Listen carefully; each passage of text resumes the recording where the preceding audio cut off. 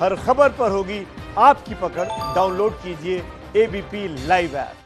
तो अनलॉक 1 का पहला दिन है आज। जान भी जहान भी के बीच संतुलन बनाने के लिए केंद्रीय मंत्रिमंडल की जो बैठक हुई है उसमें कई अहम फैसले लिए गए हैं। सुनते हैं क्या कह रहे हैं केंद्रीय मंत्री नितिन गडकरी। मैन्युफैक्चरिंग सेक्टर और सर्विस सेक्टर दोनों अलग किए गए थे और उसमें माइक्रो सेक्टर में इन्वेस्टमेंट यानी टर्म लोन जो होता है, जिसमें इक्विपमेंट एंड फिक्स मशीनरी जो होती है, प्लांट एंड मशीनरी इक्विपमेंट, उसकी कॉस्ट वो माइक्रो में 25 लाख थी और टर्नओवर जो था वो 10 लाख का था। अब माइक्रो में जो अनाउंसमेंट हुई थी उसमें इन्वेस्टमेंट 1 करोड़ की हुई और टर्नओवर 5 करोड़ का हुआ। 10 लाख का एकदम 5 करोड़ हो गया। बाद में आज जो मीटिंग हुई उसमें यही कायम रखा हुआ है। फिर दूसरा सेक्टर था स्मॉल सेक्टर। हाँ, एक नई बात हुई है कि इसमें जो मैन्युफैक्चरिंग एंड सर्विस सेक्टर है उसको दोनों को एक कर दिया है, ये अब अलग अलग नहीं रहे। स्मॉल में इन्वेस्टमेंट 5 करोड़ की थी, वो 10 करोड़ की हुई है और जो टर्नओवर 2 करोड़ का था वो अब 50 करोड़ का हुआ है, यानी 25 गुना बढ़ा है। जो मीडियम इंडस्ट्रीज थी उसके लिए पहले इन्वेस्टमेंट 10 करोड़ थी और टर्नओवर 5 करोड़ का था। जो घोषणा हुई 13 मई को, जो पैकेज हुआ था उसमें इन्वेस्टमेंट हुई थी 20 करोड़ की और टर्नओवर हुआ था 100 करोड़ का। आज प्रधानमंत्री जी की अध्यक्षता में बहुत ही ऐतिहासिक फैसला हुआ, क्योंकि हमने अलग अलग एसोसिएशन से जब इंटरेक्शन किया और अलग अलग प्रकार के एसोसिएशन से इंटरेक्शन करने के बाद सबने हमें ये कहा कि ये जो टर्न लिमिट है ये बढ़ानी चाहिए और जो एक्सपोर्ट करते हैं हम लोग वो टर्नओवर इससे निकाल देना चाहिए।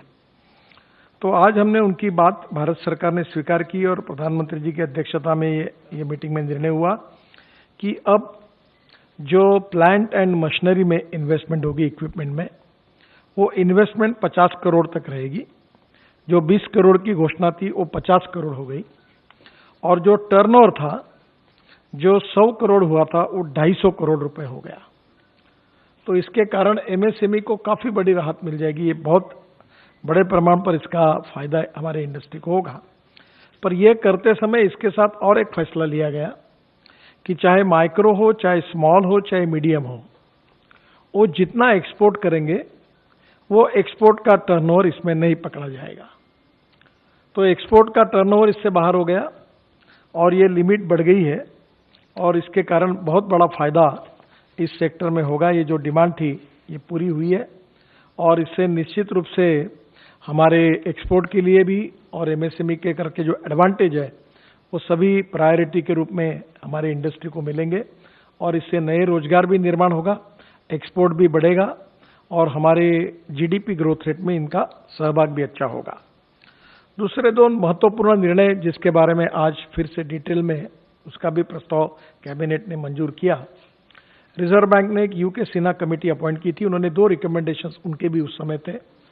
आज उसके ऊपर आज हमारे मीटिंग में फाइनल उसका निर्णय हुआ है।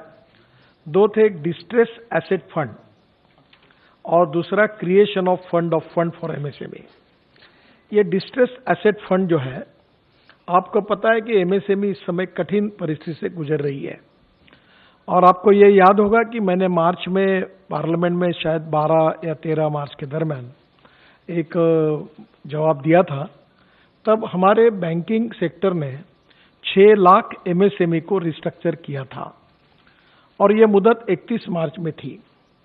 बाद में आदरणीय वित्त मंत्री जी की अनुमति से ये मुदत हमने 31 दिसंबर तक की है और इसमें करीब 25 लाख एमएसएमई जो अड़चन में है उनका रिस्ट्रक्चर होने की उम्मीद है। अब ये जो फंड ऑफ फंड हमने जो क्रिएट किया हुआ है, ये बहुत ही आधार पर जो कमजोर एमएसएमई है, जो आर्थिक दृष्टि से एनपी अकाउंट हो गया है, बंद पड़ी हुई है, उनके कारण सबसे बड़ा इसका रिस्ट्रक्चरिंग करने के लिए उसका उपयोग होगा, उससे वो इंडस्ट्री वायबल हो जाएगी। ये डिस्ट्रेस्ड एसेट फंड जो बनाया गया है ये 4000 करोड़ का है, जिसके लिए आज अनुमति मिली है।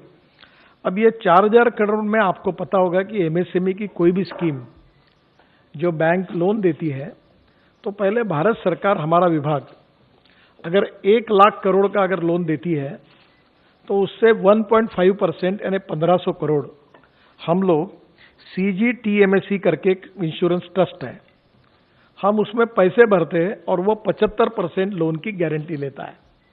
तो ये जो 4000 करोड़ रुपए है, ये जो फंड मंजूर हुआ है, इसको वैसे 10 गुना होना चाहिए, पर ये स्ट्रेस एसेट है, NPA में आए हैं, रिस्क है थोड़ी, तो 5 गुना करके ये होगा 20,000 करोड़ का। और ये 20,000 करोड़ का फंड है। इसमें सबसे इंपॉर्टेंट चीज यही है कि जिस MSME की ऋण जो है, इसको उनको हर जो अड़चन में आई है, प्रेजेंटली जो हमारे NPA के नॉर्म्स है, इसमें रिस्ट्रक्चरिंग हो नहीं सकता क्योंकि पॉलिसी में ये बैठते नहीं। तो उस यूनिट को प्रोप्राइटर के गारंटी पर हम मैक्सिमम 75 लाख और कुल निवेश के यानी जितना उसने लिया उससे 15%, जो ज्यादा होगा उतने पैसे उसको देंगे और ये पैसे भारत सरकार की ओर से इस फंड से जाएंगे।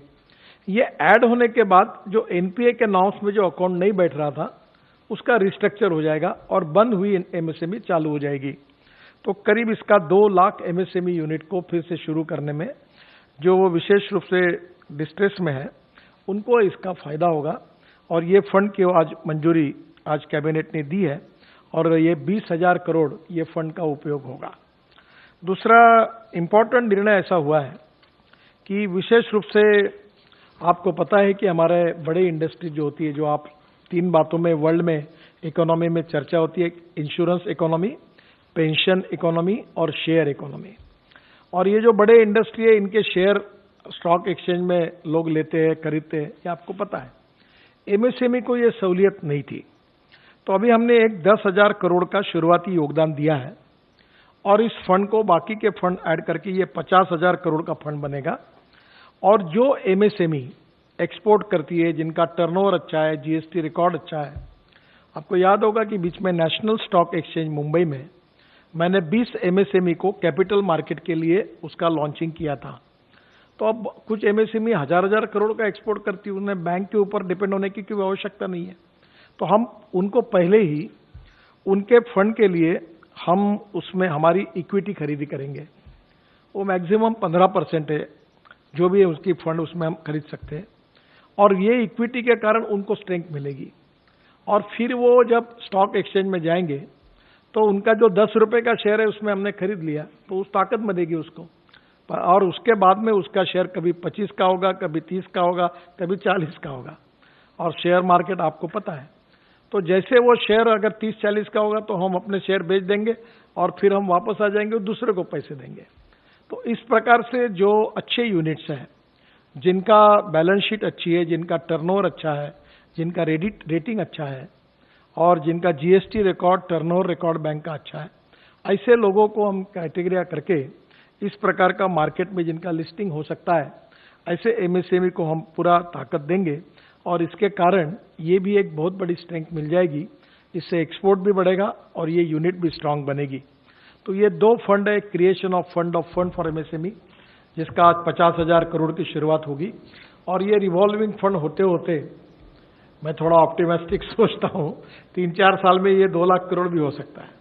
तो ये एक को दिया, एक से निकाला, दूसरे को दिया, दूसरे से तीसरे को दिया, धीरे धीरे हमारी MSME ये शेयर मार्केट की तरफ, स्टॉक एक्सचेंज की तरफ जाएगी और जो अच्छा परफॉर्मेंस दिखाएंगे उनको बाहर से फिर जनता उसमें निवेश करेगी और ये एक बहुत अच्छा गेटवे इसके कारण ओपन हुआ है। तो ये दोनों निर्णय फंड्स के बारे में, एक डिस्ट्रेस एसेट फंड और दूसरा ये फंड ऑफ फंड, और उसके साथ MSME की डेफिनेशन बदलने का जो निर्णय हुआ है, ये अपने आप में आज तक के इतिहास में, ये 2006 में था, बहुत बार ये डेफिनेशन बदलने के प्रयास किए गए थे पर वो संभव नहीं हुए। इस बार पूरी तरह प्रधानमंत्री जी ने इसको पूरा सपोर्ट किया, वित्त मंत्री जी ने किया और मैं MSME मंत्री होने के नाते देश के तमाम उद्योजकों की ओर से, जो डिपार्टमेंट सबसे ज्यादा रोजगार निर्माण करता है, जो डिपार्टमेंट सबसे ज्यादा एक्सपोर्ट में कंट्रीब्यूट करता है और जो डिपार्टमेंट देश की वेल्थ में बैकबोन है, ऐसे डिपार्टमेंट में इन लोगों को स्ट्रांग करने का एक बहुत इंपॉर्टेंट पहल आदरणीय प्रधानमंत्री जी ने की है। इसके बहुत अच्छे परिणाम आने वाले समय में, इस संकट के समय में निश्चित रूप से उपयोगी होंगे और आएंगे। मैं प्रधानमंत्री जी का बहुत बहुत अभिनंदन इस विभाग का मंत्री होने के